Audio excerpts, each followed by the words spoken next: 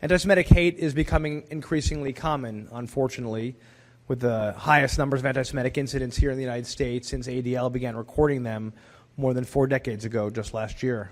We cannot and we must not and will not be silent. And that's why we're here today. Because I think we should all be going after the root of the rising scourge of anti-Semitic hate around the world. We must stand up to our foreign adversaries, like the government of Iran and the terrorist organizations that they support, who are driving this hatred and violence toward the Jewish people.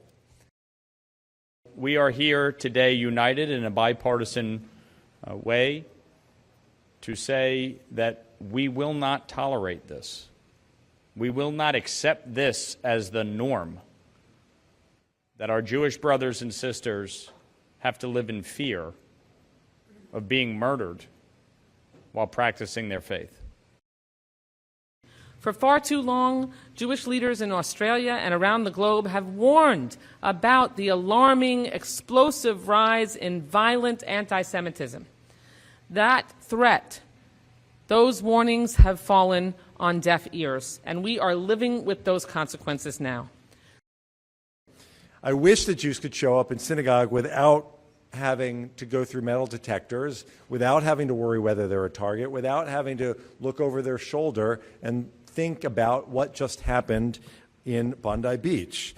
The Jewish people don't want to be treated any differently than anyone else. We're not asking for more sympathy. We're not asking for more action. We're simply asking for the same response that would come if this violence were targeted at any other religious group. From Manchester to Pittsburgh, from Boulder to Washington, D.C., Jewish communities are reeling from unprecedented levels of anti-Semitism and violence. Words alone are not enough.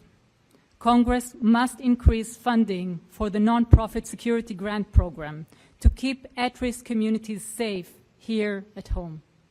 We must also continue to support the work of the U.S. Special Envoy to monitor and combat anti-Semitism, whose leadership is essential in responding to these global threats.